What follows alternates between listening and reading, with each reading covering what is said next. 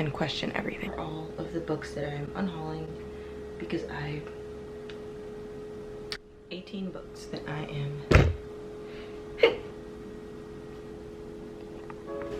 everyone get comfortable, grab yourself a beverage of whatever sort that you enjoy. Having on my little table down here that you cannot see a cappuccino, regular milk, which is practically done, some water. I was so thirsty. So today I want to unhaul some books from my library. I already know what I'm unhauling. If you've watched my last video, then you saw that I organized all my books finally after moving, and you might have seen the way that my books are now organized. But I ordered a bunch, or not a bunch of new books, but some new books, kind of a bunch, and some of them have been delivered. As you can see, my Toni Morrison stack back here and my new arrival shelf up here, but the rest of them are going to be delivered today and tomorrow, and I want to get rid of these books before they come. Well, I mean, not that it matters because they're not on the shelves, they're on a table over there, but I'm going to go and grab the books that I'm unhauling and then give you a little rundown of why I'm unhauling them. Okay, these are all of the books that I'm unhauling because well, you'll see why. But I'm gonna put this stack down because this is just not the safest. Book number one that I'm unhauling is 50 Things That You Are Not Supposed to Know. This book is really cool. It's just a random little book of random facts. I'm not really sure how accurate they are. But I don't remember. I'm pretty sure I thrifted this book at St. Marg's for, well, it says that this book was actually sold for disinformation. Interesting. Maybe I should keep this book. I don't really, like, they're cool random little facts, but I don't look at it very often. I could keep it here on my shelf of like coffee table books, but I don't know. I feel like if I keep convincing myself to keep things, then I will never get rid of any books. Next book I'm unhauling is The Tattooist of Auschwitz.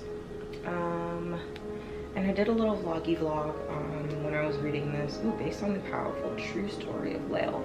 Apparently it's based on a true story. I liked it, but I read it already and I've had enough of Holocaust. Next book is Get Your Shit Together by Sarah Knight, and this is a hardcover because I'm pretty sure that I bought this book full price my freshman year of college when I was really into self-help and healing myself through like journaling, because I think journaling is the best form of therapy. Getting inside your head, because no one knows what you're going through more than you do. But everything that's in this book, I've kind of surpassed that point of growth. Moving on is The Life-Changing Magic of Tidying Up, and that is The Japanese Art of Decluttering and Organizing by Marie Kondo. Like, I've read it, and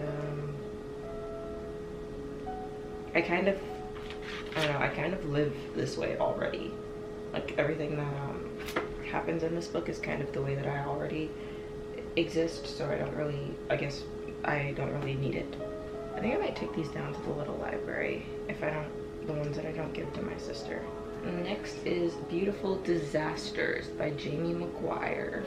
I think this is YA fiction.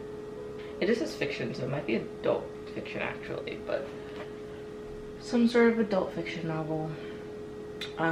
It could be good, I'm sure it is, and I don't remember where I got this from. Probably from a little library, or I feel like I've had this since high school. But we're unhauling Beautiful Disaster. Next is Death Trick, which also seems really, really fun, and I love the illustrations on the front. And I think, ooh, I just opened up a page and it mentions Stonewall and gay literature. Maybe I should keep this one. I don't know. Death Trick. I love the cover. That, look at those illustrations. I'm pretty sure, ooh, this was bought at the Strand for $1. My old roommate in my past apartment left this, and I kept it. I think my sister will like this book. I'm gonna give her this. Next book is Meg Abbott's Give Me Your Hand.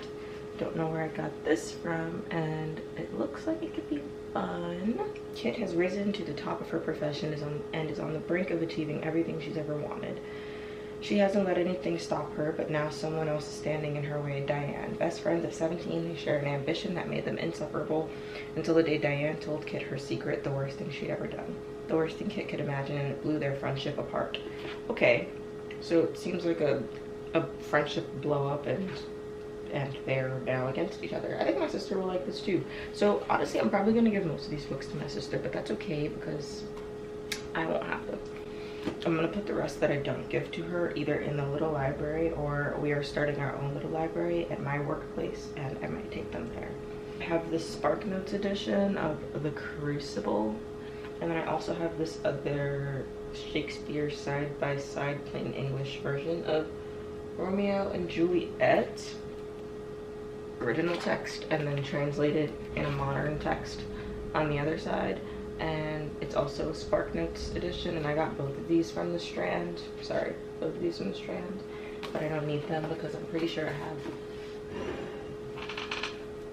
have a copy of Romeo and Juliet right here that comes with other Shakespeare stories as well.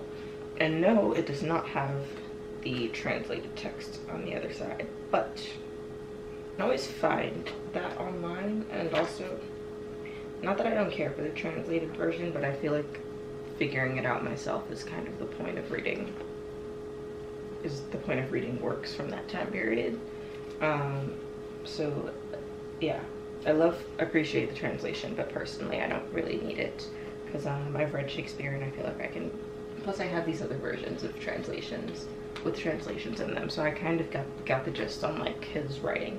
But I'm gonna unhaul these two. Then I have The Tipping Point by Malcolm Gladwell, and the only reason I'm unhauling this book is because I accidentally bought 2 copies and I don't need this copy.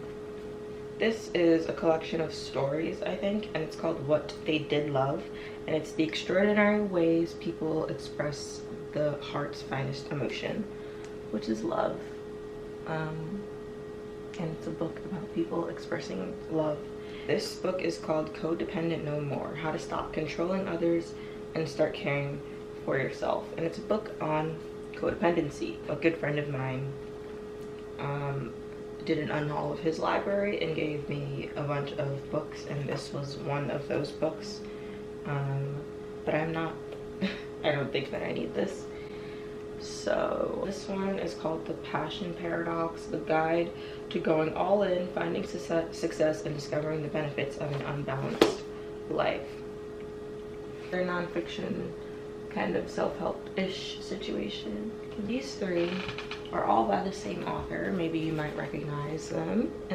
Joe Nesbo, and I think this is some sort of detective crime-ish series. I started this one, The Snowman, and honestly they all look intriguing, but I don't really care for a whole kind of series where we follow this one detective through a million different stories.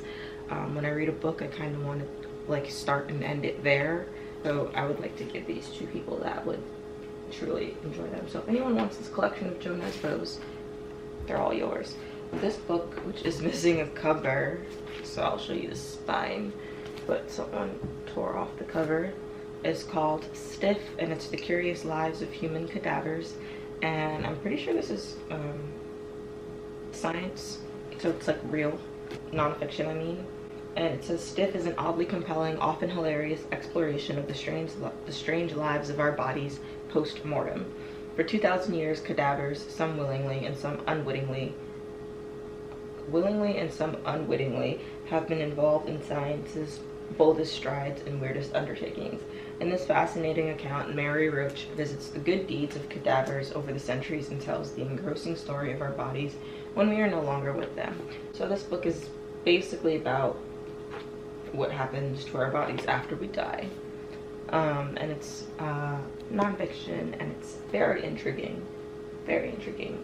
But one, this cover situation is bothering me. Two, it has tons of water damage, and like, that is scary to me because I don't want bugs or molds to like catch in any of my other books. And I'm sure this one's fine, but I did find it outside and it just looks a little alarming to me.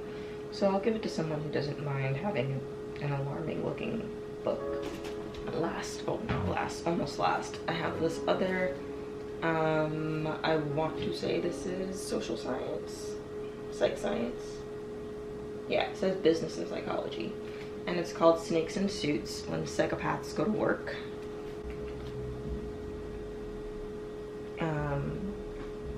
And it's a revealing look at psychopaths in the workplace, how to spot their destructive behavior and stop them from creating chaos. Stop them from creating chaos. This sounds funny. It also looks like self-published.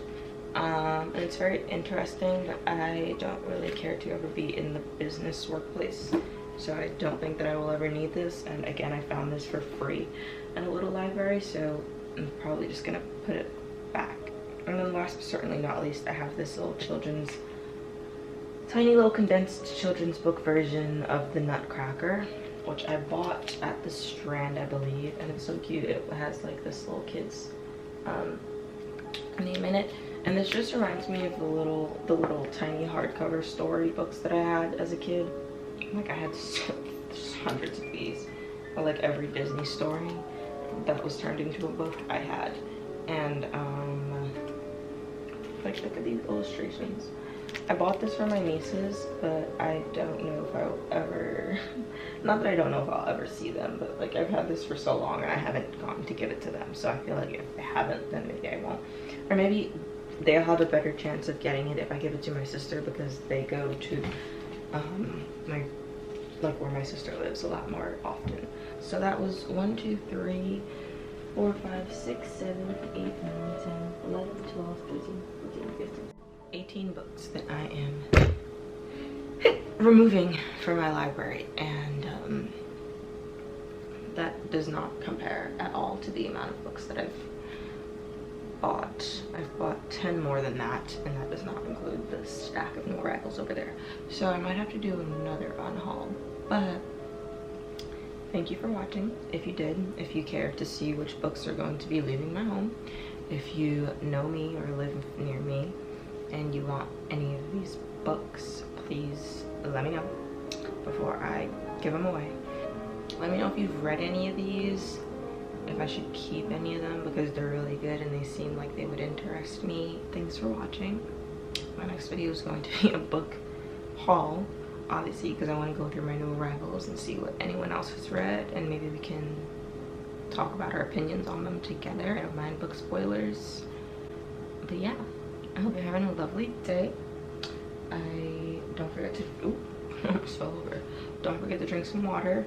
I'm so thirsty.